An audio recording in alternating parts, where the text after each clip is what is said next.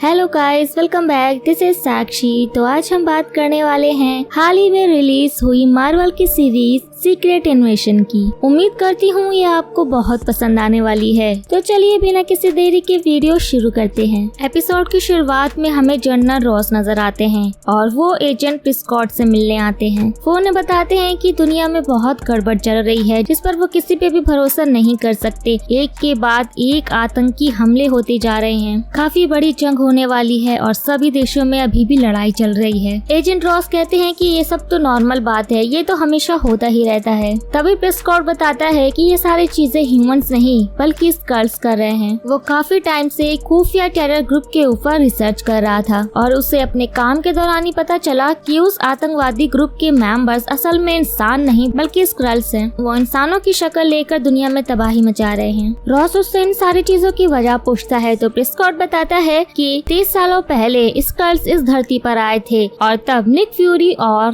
Captain Marvel ने उनसे वादा किया था कि वो उन्हें अपना एक अलग प्लेनेट देंगे, लेकिन उन्होंने अपना वादा पूरा नहीं किया तो इस वजह से वो इस धरती पर अब कब्जा करना चाहते हैं। उसके बाद प्रिस्कॉट उसे एक डिवाइस दिखाता है और बताता है कि वो एक बहुत ही बड़ा प्लान कर रहे हैं और इस डिवाइस के अंदर उनके अटैक का सबूत है। उसके बाद रॉस उसे देखता है और उसे देखने के बाद उसको लेकर जाने लगता है और कहता है कि मैं निक फ्यूरी तक इसे जरूर पहुंचा दूंगा। लेकिन तभी प्रिस्कॉट को उसके ऊपर शक हो जाता है। तभी प्रिस्कॉट उसे मारने लगता है लेकिन रॉस उसे खत्म कर देता है। अब वो वहाँ से जल्दी जल्दी निकलने लगता है और एक आदमी उसके पीछे पड़ जाता है। वो एक बिल्डिंग पे चढ़ जाता है और उस आदमी के हाथों पकड़े जाने से पहले नीचे गिरकर मारा जाता है और वहाँ उसे रॉस समझकर मारिया हिला जाती है। वो दूसरे आदमी को पकड़ती है जो कि स्कल्स का लीडर टैनोस होता है। मारिया देखती है कि ये रॉस के रूप में एक बुरा स्क्रल था। उसके बाद एक जंगल के अंदर एक स्पेसशिप नीचे लैंड करता है जिसमें से निक फ्यूरी निकल के बाहर आता है। उसके बाद हम देखते हैं कि मारिया निक फ्यूरी को लेने आई होती है। वो उसे लेकर टैलोस के पास जाती है जहाँ पर वो एक पौधे के बारे में बात करते हैं और निक उसकी पत्नी के मरने पर दुख जताता है। निक फ्यूरी काफी टाइम से स्पेस में था। कुछ टाइम पहले मारिया हिल ने उसे कांटेक्ट करके बताया कि हमारे ग्रह के ऊपर एक बहुत बड़ा खतरा है, इसलिए निक फ्यूरी यहाँ पर आ गया। टैलोस कहता है कि हम स्कल्स इस दुनिया में 30 सालों से हैं और अब अर्थ के अंदर स्कल्स की मात्रा बढ़ती जा रही है। वो निक फ्यूरी से कहता है कि तुमने और कैप्टन मार्वल ने वादा किया था कि तुम सभी स्कल्स के लिए एक ग्रह ढूंढोगे, लेकिन अब तक तुमने अपने वादे को पूरा नहीं किया और इसीलिए बहुत सारे स्कल्स तुम्हारे खिलाफ हैं। टैलोस पहले स्कल्स के हेड काउंसिल में था लेकिन अब उसे निकाल दिया गया है और अब हेड काउंसिल का मेंबर एक नया स्क्रल है जिसका नाम है ग्रेविक। ग्रेविक निक फ्यूरी से बहुत नफरत करता है, इसलिए अब ग्रेविक ने भोले भाले स्कल्स का फायदा उठाकर उन्हें बागी बना दिया है और अब वो उन सबको अपनी आर्मी में शामिल कर रहा है। और ग्रेविक ने एक बहुत बड़े अटैक की प्लानिंग की है। ग्रेविक ने जो प्लान बनाया है उसके अकॉर्डिंग वो रशिया और यूएस दोनों को लड़वाना चाहता है। रशिया और यूएस दोनों ही दुनिया की सबसे पावरफुल कंट्रीज हैं, जिससे पूरी दुनिया को खत्म होने में देर नहीं लगेगी। साथ ही टैलोस की बेटी गाया भी उनके साथ जुड़ी हुई है और वो सभी लोग रशिया के एक न्यूक्लियर प्लांट पर छुपे हुए हैं क्योंकि स्कल्स पर रेडियो एक्टिव चीजों का असर नहीं पड़ता, लेकिन उन प्लांट्स का कोई रिकॉर्ड नहीं होता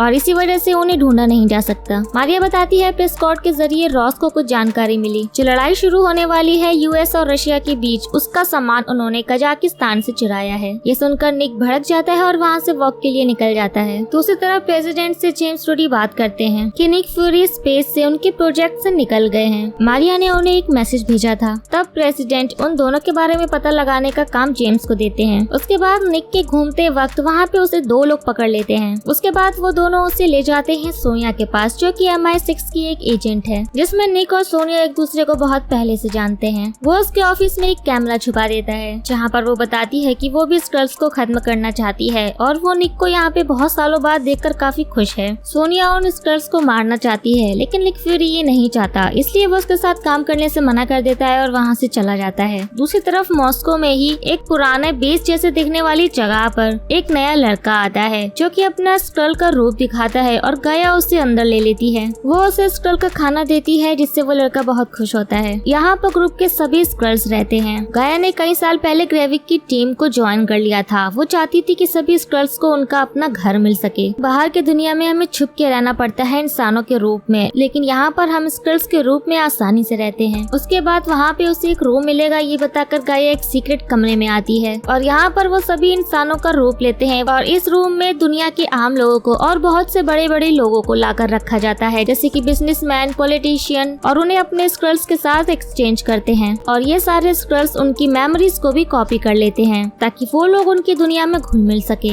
उसके बाद क्रैबी को दिखाया जाता है जो अपने आदमी से कहता है कि चाहे कुछ भी हो जाए हमें अपने प्लान को अंजाम देना है। दूसरी तरफ सोनिया के ऑफिस में लगे कैमरे से निक को पता चलता है कि सोनिया को स्क्रल्स के पॉलिटिकल लीडर के रूप में आने के बाद जंग करवाने के साथ ही निक के आने से खतरा काफी बड़ा हो गया है। ये चीजें समझ आ जाती हैं। वो एक एजेंट के बारे में बताती है जो बॉम्ब बनाता है, साथ ही में वो पेंटर भी होता है। वो स्क्रल से जुड़ा होगा ये उससे पता है और वहाँ पे टेलोस और निक को ये जानकारी काफी काम की लगती है, जिसमें वो उस पेंटर को पकड़ना चाहते हैं। टेलोस बताता है कि सोनिया भी वहाँ पर होगी और अब उन्हें क्रैबिक को कैसे भी उसके पहले पकड़ना होगा। उसके बाद टैगोन गाया को पैसे देकर अड्डे पर 2 बैग्स देने को कहता है। उस जगह पर टेलोस सोनिया के एजेंट को बेहोश कर देता है। वहाँ निक और मारिया भी साथ जाते हैं। उस पेंटर से तब तक गाया मिलती है और उसे पैसे ऑफर करती है और उसका सामान लेती है। उसके जाने के बाद कुछ ही देर में टेलोस और निक आ जाते हैं। वो लोग उससे पूछताछ करते हैं। नीचे मारिया गाया को जाते हुए देख लेती है और उसका पीछा करती है। ऊपर टेलोस और निक के पास उस पेंटर की पूरी जानकारी होती है और टेलोस उसे पकड़कर बॉम्ब के बारे में पूछता है। वो टेलोस को काफी ज्यादा मारने लगता है और वहाँ पे निक उस पेंटर को मार देता है जो कि एक स्क्रल होता है। गाया मारिया को एक जगह पर पकड़ के काफी ज्यादा मारती है और वहाँ से निकल जाती है। वहाँ पे उसे टेलोस पकड़ लेता है और वो उससे बॉम्ब मांगता है। टेलोस गाया को उसकी माँ की मौत की खबर देता है जहाँ उसे क्रैबिक के ग्रुप ने मारा था। वो टेलोस को धक्का मार के वहाँ से चली जाती है। उसके बाद एक जगह पर जाकर वो अपनी माँ के लिए दुखी होती है, रोने लगती है। दूसरी तरफ निक एक बार में जाता है जहाँ उससे मारिया मिलती है। वो दोनों वहाँ आपस में बातें करते हैं। मारिया यहाँ निक को देखकर काफी खुश होती है और वो उससे कहती है कि वो अब कमजोर भी हो चुका है। उसके बाद निक इस बारे में रात को सोचता है। वो उस ब्लिप को भी याद करता है। दूसरी तरफ गाया आकर टैगोन को बॉम्ब देती है और कहती है काफी सारे लोग उसका पीछा कर रहे थे, उन्हें अपना प्लान अभी पोस्टपोन कर देना चाहिए। लेकिन वो उससे कहता है कि हमारा प्लान कल ही शुरू होगा। वो इन सब चीजों से बहुत ही दुखी होती है। कुछ ही देर के बाद वो एक टैक्सी पकड़ती है। वो एक अड्डे पर आते हैं। वो दोनों असल में टेलोस और गाया होते हैं। टेलोस कहता है कि गाया उसकी माँ की कातिलों के साथ काम कर रही है। यहाँ पर गाया को एहसास होता है कि वो भी गलत का साथ दे रही है और वो उसे बता देती है उन 3 बॉम्ब्स के बारे में कि कल हमला होगा और वो उन्हें लोकेशन भेज देगी। कल वो बॉम्ब्स ब्लास्ट होने वाले हैं और ये मॉस्को की एक बहुत फेमस जगह है जहाँ पर बहुत सारे लोग होते हैं। कल सुबह ये लोग उन बैग्स को लेकर तीनों जगह पर बॉम्ब फिट करने जाएंगे, लेकिन वो उस पर इंफ्रारेड को फिट कर देगी ताकि टेलोस, निक फ्यूरी और मारिया हिल उन बॉम्ब वाले बैग्स को ट्रेस कर सके। उसके बाद नेक्स्ट डे मारिया हिल, निक फ्यूरी और टेलोस गाया के कहे अनुसार उस जगह पर पहुंच जाते हैं और वो सभी स्क्रल्स उन बैग्स को लेकर वहां आ चुके होते हैं और वो तीनों मिलकर उन बैग्स को ट्रेस करने लगते हैं। वो उनका पीछा करने लगते हैं, लेकिन कुछ टाइम बाद जब टेलोस और मारिया हिल एक एक बैग को पकड़ लेते हैं तो उन्हें पता चलता है कि वो बैग खाली है और क्रैबिक बहुत होशियार है क्योंकि वो उन तीनों बॉम्ब्स को पहले से ही फिट कर चुका है। दूसरी तरफ निक फ्यूरी एक छोटी बच्ची को देखता है। उसे देखकर उस पर शक होता है। जब वो उसका पीछा करता है तो वो देखता है कि वो छोटी बच्ची अपना रूप बदल रही है और उससे पता लग जाता है कि वो बच्ची असलियत में एक स्क्रल है। उसके बाद उसे पता चलता है कि वो स्क्रल है क्रैबिक। वो निक फ्यूरी के सामने खड़ा होकर एक एक करके उन तीनों बॉम्ब्स को ब्लास्ट कर देता है। वहाँ हर तरफ लोगों की भगदड़ मच जाती है और सब कुछ तबाह होने लगता है। इसी बीच में हम मारिया हिल को देखते हैं जो सभी लोगों को वहाँ से निकाल रही होती है, उनकी मदद कर रही होती है। तभी उसके पास निक फ्यूरी आता है और वो मारिया हिल को गोली मार देता है और तभी हम वहाँ सामने से देखते हैं असली निक फ्यूरी भी आ जाता है और हमें पता चलता है जिसने मारिया को गोली मारी है वो असल में क्रैबिक है। जब तक निक फ्यूरी इसे पकड़ पाता तब तक वो भीड़ का फायदा उठाकर वहाँ से भाग जाता है। निक मारिया को बताता है कि उससे गोली मारने वाला वो नहीं है। अब गोली लगने की वजह से मारिया की वहीं पर मौत हो जाती है और इसी के साथ ये पहला एपिसोड यहाँ पे खत्म हो जाता है। सो गाइस, आपको वीडियो कैसा लगा हमें कमेंट करके जरूर बताइए। मैं आगे के एपिसोड भी आपके साथ जरूर शेयर करूंगी। वीडियो को लाइक और चैनल को सब्सक्राइब करना बिल्कुल भी ना भूले। तो अब मिलते हैं नेक्स्ट वीडियो में, तब तक के लिए take care and tata bye bye.